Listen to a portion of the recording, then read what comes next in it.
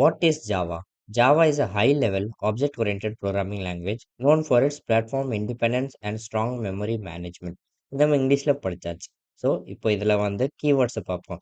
High level ஒரு keyword, object oriented programming language ஒரு keyword, platform independence இன்னொரு keyword, strong memory management இன்னொரு keyword.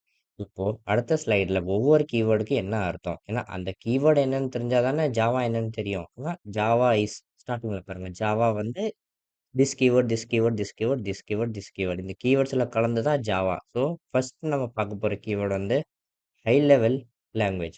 High level language தெரியணும்னா உங்களுக்கு லோ லெவல் லாங்குவேஜ் கூட என்னன்னு தெரிஞ்சிருக்கணும். ஸோ ஜாவா ஒரு high level language. High level லாங்குவேஜ்னா என்ன? Like anything which is readable by a human. Java, C, C plus plus, Python, இது எல்லாமே ஹை லெவல் லாங்குவேஜ். இப்போ லோ லெவல் லாங்குவேஜோட ஒரு எக்ஸாம்பிள் எடுத்துப்போம். 0110, இது ஒரு பைனரி லாங்குவேஜில் எழுதப்பட்ட கோட். ஓகேயா? பட் இப்போ நான் என்ன சொல்கிறேன்னா, ஹியூமனால இந்த கோட் வந்து அண்டர்ஸ்டாண்ட் பண்ண முடியாது. Only computers can understand this. So இது ஒரு லோ லெவல் லாங்குவேஜ். அதாவது இப்போ ஹை லெவல் லாங்குவேஜை பார்த்தோம்னா பிரிண்ட் ஹை, இது வந்து ஒரு ஹை லெவல் லாங்குவேஜ். உங்களுக்கு இப்போ புரியுது நம்ம என்ன சொல்கிறோம், சிஸ்டம் கிட்ட கம்ப்யூட்டர் கிட்ட. லைக் நம்ம இதை எழுதுனா கம்ப்யூட்டரில் வந்து ஹை வந்து பிரிண்ட் ஆகணும். இது ஒரு ஹை லெவல் லாங்குவேஜ். இது வந்து ஹியூமனுக்கு புரியும், ஆனால் கம்ப்யூட்டருக்கு புரியாது. கம்ப்யூட்டருக்கு புரிஞ்ச லாங்குவேஜ் வந்து இந்த ஃபார்மேட்டில் இருக்கணும். ஸோ கம்ப்யூட்டருக்கு இந்த பிரிண்ட் ஹை வந்து புரியணும்னா நடுவில் ஒரு எக்ஸ்ட்ரா ஸ்டெப் வரணும். அதுதான் கம்பைலர் இல்லாட்டினா இன்டர்பிரேட்டர். நடுவில் இது இருந்தால் தான் கம்ப்யூட்டருக்கு வந்து ஹியூமன்ஸ் எழுதுகிற ஹை லெவல் லாங்குவேஜ் வந்து புரியும். நெக்ஸ்ட் கீவேர்டு தான் ஆப்ஜெக்ட் ஓரியன்டட் ப்ரோக்ராமிங். எஸ்னா சிஸ்டம் ஊப்ஸ் கான்செப்ட். ஜாவா வந்து கம்ப்ளீட்லி ஊப்ஸ் கான்செப்ட் பேசிஸ் தான் இருக்கு. OOPs concept will give Java power. என்ன பவர்னா என்கேப்சுலேஷன் கொடுக்கும், இன்ஹெரிட்டன்ஸ் கொடுக்கும், பாலிமார்பிசம் கொடுக்கும், அப்ஸ்ட்ராக்ஷன் கொடுக்கும். இது எல்லாமே பெரிய பெரிய டாபிக். இது எல்லாத்துக்குமே நான் ஃபியூச்சரில் வந்து வீடியோஸ் அப்லோட் பண்ண போகிறேன். இப்போதைக்கு இன்ஹெரிட்டன்ஸ்னா என்ன? இப்போ ஏன்னு ஒரு கிளாஸ் இருக்கு, அதுக்கு சில பவர் இருக்கு.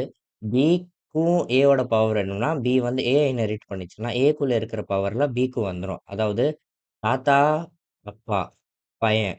தாத்தாக்குள்ள இருக்க கேரக்டரிஸ்டிக்ஸ் அப்பாவுக்கு வருது. அப்பாக்குள்ள இருக்க கேரக்டரிஸ்டிக்ஸ் வந்து பையனுக்கு வருது. இதுதான் இன்ஹெரிட்டன்ஸ். இப்போதைக்கு இன்ஹெரிட்டன்ஸ் மட்டும் நான் சொல்றேன். நெக்ஸ்ட் லைக் இந்த கீவேர்ட் எல்லாம் நம்ம வந்து ஃபியூச்சர் வீடியோஸ்ல பார்த்துக்குவோம். நெக்ஸ்ட் கீவேர்ட் என்னன்னா பிளாட்ஃபார்ம் இண்டிபெண்டன்ஸ்.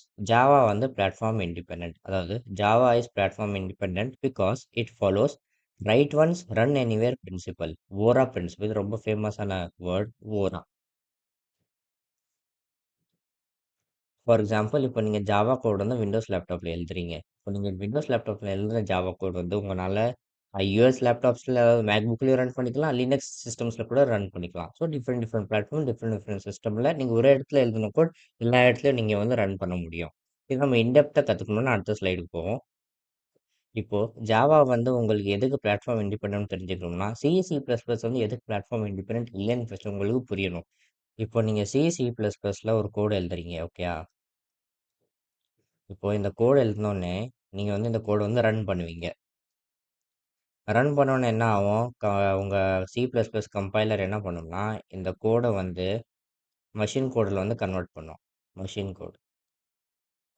இந்த மஷின் கோடில் கன்வெர்ட் பண்ணுறதுனால என்ன ஆகும்னா இந்த மஷின் கோடு வந்து இந்த எந்த பிளாட்ஃபார்மில் நீங்கள் C plus plus code run பண்ணீங்களோ அந்த பிளாட்ஃபார்ம் மட்டும் தான் டிபெண்ட் ஆயிரும். ஃபார் எக்ஸாம்பிள் இப்போ நீங்கள் இது வந்து விண்டோஸ் சிஸ்டமில் ரன் பண்ண அப்புறம் இது வந்து விண்டோஸ் மெஷின்குள்ளே ரன் ஆகுற மாதிரி ஒரு மெஷின் கோட் ஜென்ரேட் ஆகும்.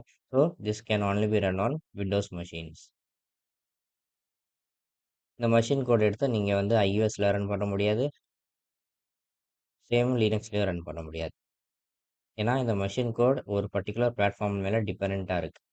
அதாவது சி ப்ளஸ் ப்ளஸ் நீங்கள் ஒரு கோடு எழுதுறீங்க, அந்த கோடு வந்து கம்பைலர் மஷின் கோடில் கன்வெர்ட் பண்ணுது. அந்த machine code is depend on one particular platform. So இப்போ இம்பார்ட்டண்ட்டான பாயிண்ட் என்னது, ஜாவா வந்து பிளாட்ஃபார்ம் இண்டிபெண்ட்.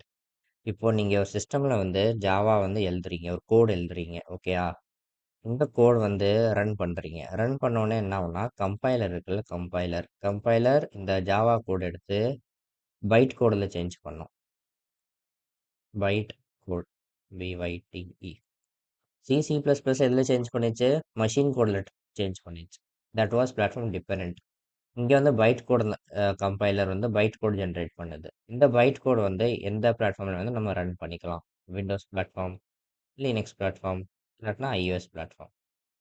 பட் எப்படி வந்து இந்த பைட் கோட் வந்து டிஃபரெண்ட் டிஃபரெண்ட் பிளாட்ஃபார்ம்ஸ்ல இண்டிபெண்டன்ட்டா ரன் ஆகுது. சி++ல விண்டோஸ் எழுதுன கோட் வந்து லினக்ஸ் எழுத முடியல, iOS எழுத முடியல. பட் ஜாவா எப்படி எழுத முடியுதுன்னா, இந்த 3 பிளாட்ஃபார்ம்ஸ்லயும் தனித்தனியா ஜேவிஎம் வந்து இன்ஸ்டால் பண்ணியிருப்பாங்க. அதாவது Java virtual machine. So Java code எழுதுறோம்.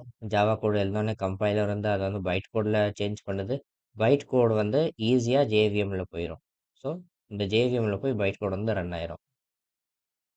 எல்லா பிளாட்ஃபார்முக்கும் தனித்தனியா ஜேவிஎம் இருக்கிறதுனால, உங்க ஜாவா கோட் வந்து எந்த பிளாட்ஃபார்ம்லயும் வந்து ரன் பண்ண முடியும். ஸோ, இப்போ முக்கியமான விஷயம் என்னன்னா, ஜாவா வந்து platform independent. But JVM platform independent கிடையாது. ஏன்னா நீங்க பார்க்குறீங்கன்னா, விண்டோஸ்க்குன்னு ஒரு தனி ஜேவிஎம் இருக்கு. லினக்ஸ்ன்னு ஒரு தனி ஜேவிஎம் இருக்கு. iOSக்கு தனி ஜேவிஎம் இருக்கு. பட் ஜாவாவோட கோட் ஒண்ணே ஒண்ணு தான் இருக்கு. Byte code. கம்பைலர் சேஞ்ச் பண்ண ஜாவா கோட் வந்து பைட் கோட். இந்த பைட் கோட் வந்து மல்டிபிள் ஜேவிஎம்ஸ்ல ரன் பண்ண முடியும். அடுத்தது நம்ம என்ன பார்க்க போறோம்னா, ஜாவாவோட ஸ்ட்ராங் மெமரி மேனேஜ்மென்ட். ஏன் ஜாவாக்கு வந்து நெறைய ஸ்ட்ராங் மெமரி இருக்குன்னு எல்லாரும் சொல்றாங்க. இதுல பார்த்தீங்கன்னா, முக்கியமான விஷயம் வந்து கார்பேஜ் கலெக்ஷன். இதனால தான் ஜாவாக்கு ஸ்ட்ராங் மெமரி மேனேஜ்மென்ட் இருக்குன்னு சொல்லுவாங்க. இப்போ சி இல்லாட்டினா சி பிளஸ் பிளஸ்ல என்ன ஆகும்னா, நீங்க ஒரு கிரியேட் பண்ணீங்கன்னு ஆப்ஜெக்ட் உங்களுக்கு ஆப்ஜெக்ட் புரியலன்னா, நம்ம ஏதோ ஒண்ணு கிரியேட் பண்றோம்னு வச்சுக்கோங்களேன் சி பிளஸ் பிளஸ்ல.